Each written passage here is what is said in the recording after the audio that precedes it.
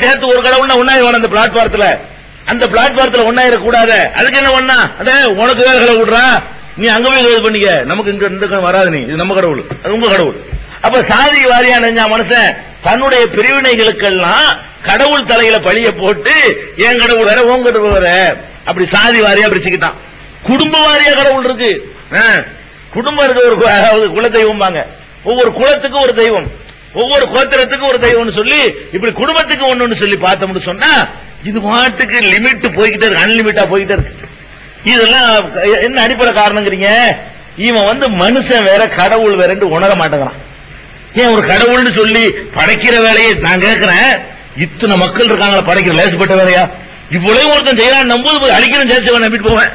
நீ கடவுள் நீ என்னத்தான் நீ இலாக்கால பிரிச்சாலும் அப்ப நீ பெரிய வேலையை தான் கொடுத்திருக்கிற. காப்பாத்துற வேலைன்னு வச்சுக்கிடுவோமே, காப்பாத்துற வேலைங்கிறத இங்க ஒருத்தரை காப்பாத்தணும், கும்பகோணத்தில் ஒருத்தர் காப்பாத்தணும், அமெரிக்காவில் ஒருத்தர் காப்பாத்தணும், நடுக்கடல ஒருத்தர் காப்பாத்தணும்ல, இதுல கஷ்டமான வேலை தானே, ஒரு செகண்ட் நம்பிட்டு பேரை காப்பாத்தணும்ல. அப்ப இதையே செய்யறாது நம்பக்கூடிய நேரத்தில் எல்லாத்தையும் சேர்த்து நம்பிட்டு போ.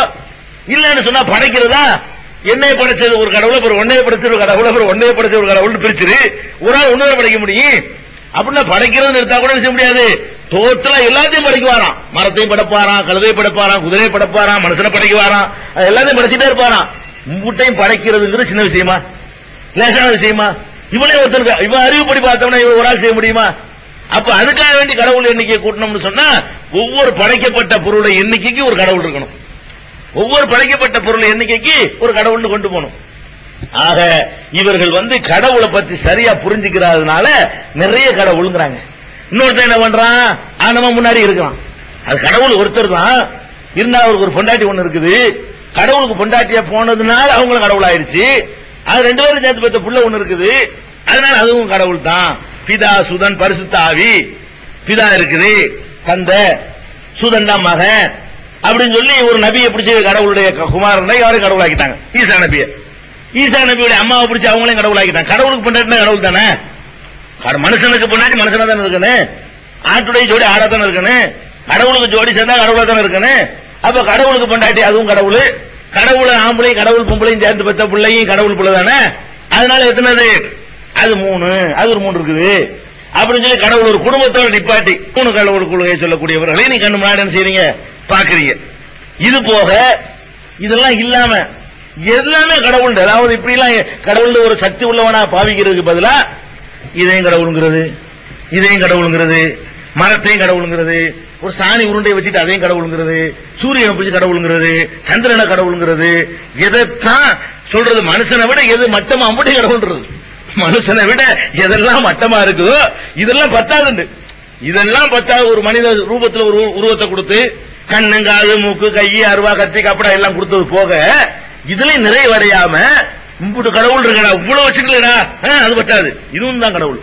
வேப்ப மரம் கடவுள், புளிய மரம் கடவுள், ஆலமரம் கடவுள், அரச மரம் கடவுள், கடல் கடவுள், சூரியன் கடவுள், சந்திரன் கடவுள், எல்லாம் கடவுள். போச்சா? செத்து போன பணம் கடவுள், செத்து போன அப்பா உசுரோட கவனிக்க மாட்டா, செத்தவன கடவுள் ஆயிட்டாராம், செத்தவன அவளுக்கு என்ன பேரு, அவன் கடவுள். இப்படியாக கணக்கு வழக்கு இல்லாமல் மனிதன் கடவுள்களை அதிகமாக்கிட்டே போயிட்டான். இதை விட இந்த மாதிரி கடவுள் நம்புறதுக்கு இல்லைங்கிறது பெட்டர். இப்படி நம்புறதை விட கடவுளை பத்தி நம்பினா ஒழுங்கா நம்பிட்டு போயிருந்தேன், இப்படி போறதை விட அதுக்கு இல்லைன்னு போறான அவன் இவனை விட ஒரு வகையில பெட்டரா தான் இருக்கிறான். இது பார்த்துட்டோம். சரி, இப்ப வச்சுக்குவோம். கடவுள்ல ஒரு கடவுள்ங்கிறது அறிவுக்கு ஏற்றதா, பல கடவுள் ஏற்றதா? திருக்குர்ஆன் ரொம்ப அற்புதமான வாதங்களை எடுத்து வைக்குது. முதல்ல குல் ஹுவல்லாஹு அஹத், கடவுள் ஒருவன் என்று தெளிவாக சொல்லிவிடுங்க, பிரகடனம் செய்யுங்கள். குர்ஆன் கட்டளையிடுது, நபியை நீங்கள் பிரகடனம் செய்யுங்கள், போய் மக்கள்கிட்ட அறிவிச்சிருங்க. என்ன அறிவிக்கணும்? ஹுவல்லாஹு அஹத், கடவுள்ங்கிறவன் ஒருத்தன் தான், அடிச்சு டிக்ளேர் பண்ணு, ஒரே ஒருத்தன் தான் கடவுள். ஏன் ஒருத்தன் கடவுள்? ஏன் 2 இருக்கக்கூடாது? ஏன் 3 இருக்கக்கூடாது? அழகான ஒரு ஆர்குமெண்ட் அல்லாஹ் எடுத்து வைக்கிறான் குர்ஆன்ல. லவ் கான ஃபீஹிமா ஆலிஹத்துன் இல்லல்லாஹு லஃபஸததா. இந்த வானம் பூமி ஒன்னு, பூமி பூமிக்கு மேல உள்ள எல்லாம் சேர்ந்து வானம், சமாங்கிறது எல்லாம் சேர்ந்தது அந்த மொத்த அண்ட சராசரங்கள்.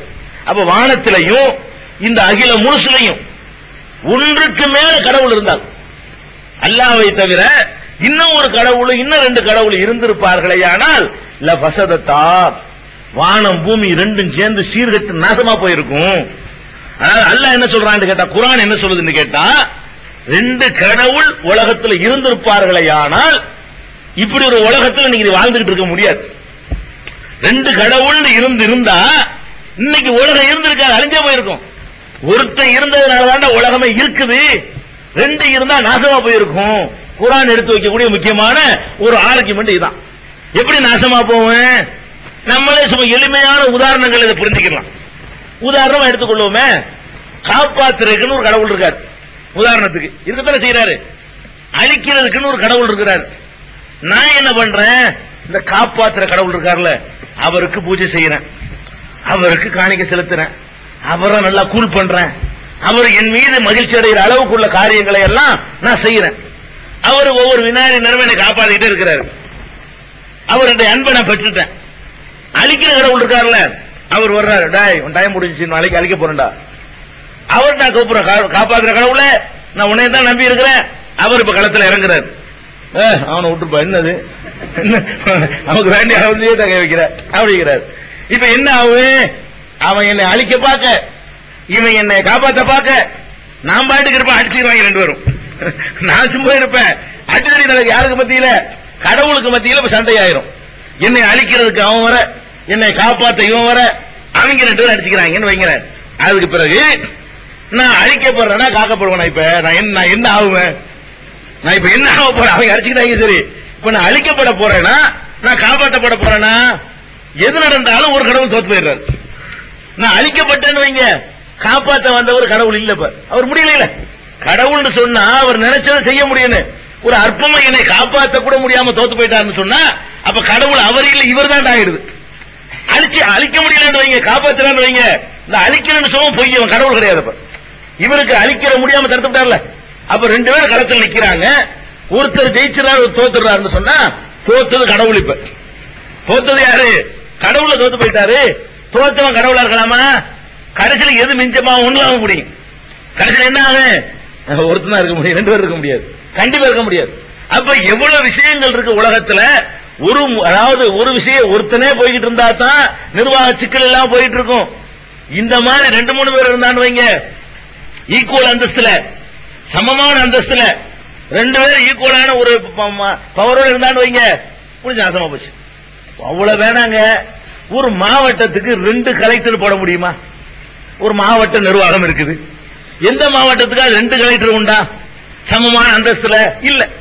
கலெக்டர் ஏதாவது நோய்வாய்ப்பட்டார்னா, ஏதாவது வேலை வெட்டிக்கு போயிட்டாருன்னு சொன்னா, அவருடைய இடத்துக்காக வேண்டி ஒரு துணையா வேண்டாம் ஒரு ஆளை என்ன செய்யலாம்? சப் கலெக்டர் போட முடியுமே தவிர கலெக்டர் ரெண்டு போட முடியுமா? ரெண்டு முதலமைச்சர் இருக்க முடியுமா ஒரு மாநிலத்துக்கு? அட இந்த சாதாரண ஒரு மாநிலத்து நிர்வாகிகளுக்கு ரெண்டு பேர் இருந்தா நாசமா போயிரும் சொல்லி ஒருத்தன் தான் இருக்கணும்னு தேர்ந்தெடுக்கிறோம். உலகத்துல எந்த நாட்டுக்கு ரெண்டு பிரதமர் கிடையாது. உலகத்துல எந்த மாநிலத்துக்கு ரெண்டு முதலமைச்சர் கிடையாது. உலகத்துல எந்த மாவட்டத்துக்கு ரெண்டு மாவட்ட ஆட்சித்தலைவர் கிடையாது, கலெக்டர் கிடையாது. ஏன் அப்படி இல்லங்கிறோம்? நம்ம அறிவே சொல்லுது, ரெண்டு பேரை கொண்டே விட்டோம்னு சொன்னா இவன் ஒண்ணு செய்ய, அவன் ஒண்ணு செய்ய, கடைசியில் என்ன செய்ய? நிர்வாகம் சீரழிஞ்சு போயிரும், நிர்வாகம் நடக்காது, அவங்களுக்குள்ள ஈர்க்க பிரச்சனை வந்துடும், நான் பெருசா நீ பெருசான்னு வந்துடும். சில இடங்கள்ல என்னதான் ஒத்து பேசிக்கிட்டு காம்ப்ரமைஸ் பண்ணிக்கிட்டு அப்படி போனா கூட ஒரு நேரம் இல்லாட்டி ஒரு நேரம் என்ன செஞ்சிடும்? அவர்களுக்குள்ள ஒரு மோதல் வெடிச்சு போயிடும். அது வரக்கூடாது. அப்படிங்கிறதுக்காகத்தான் இந்த மாதிரியான ஏற்பாடுகளை மனுஷனே செய்யலாம். அவன் அறிவே சொல்லுது, ஒரு நிர்வாகம் ஒழுங்கா நடக்குது, ஒருத்தங்க தான் ஒழுங்கா நடக்கும். ஆச்சா, அப்ப நம்ம அறிவு சொல்லுது இந்த உலகம் எப்படி நடந்துகிட்டு இருக்குது, சீரா இயங்கிக்கிட்டே இருக்கும். சொல்லி வச்ச மாதிரி இயங்குது. இத்தனை மணிக்கு உதிக்கணுமா, உதிக்குது. இத்தனை மணிக்கு மறையணுமா, மறையுது. இத்தனாம் தேதி வால் நட்சத்திரமா அன்னைக்கு ஏற்படுது. இத்தனாம் தேதி சூரிய கிரகணமா இவ்வளவு நேரத்துக்கு இருக்குமா, இந்த ஊர்ல இவ்வளவு நேரத்துக்கு தெரியுமா, அதெல்லாம் ஏற்பட்டுட்டே இருக்குது. இந்த ஏற்படுவதில் என்னமாவது மாற்றம் இருக்குதா? உலகம் படைக்கப்பட்ட காலத்தில் இருந்து இன்னைக்கு தேதி வரைக்கும் எந்த மாற்றமும் உலகத்தில் இல்லை. அதாவது உலகத்தினுடைய இயக்கத்தில், இந்த வளர்ச்சி நான் சொல்லல, சூரியனுடைய இயக்கத்தில், சந்திரனுடைய இயக்கத்தில், உலகத்தில் உள்ள கோள்களுடைய இயக்கத்தில் எந்த ஒரு வித்தியாசம் வரவே இல்லை. அப்படி ஏதாவது ஒருத்த நடத்தினா தான் இவ்வளவு பர்ஃபெக்டா நடக்க முடியும். ஒரு சொல் போற மாதிரி இருக்கு பாருங்க, ஒரு சொல்ல நடக்கிற மாதிரி அப்படி இருக்கிற காட்சி நீங்க பாக்குறீங்க. இன்னைக்கு எடுத்துக்கிறோமேங்க, ஒரு 1000 வருஷத்துக்கு பின்னாடி எப்பவெல்லாம் சூரிய கிரகணம் வரும் இன்னைக்கு சொல்ல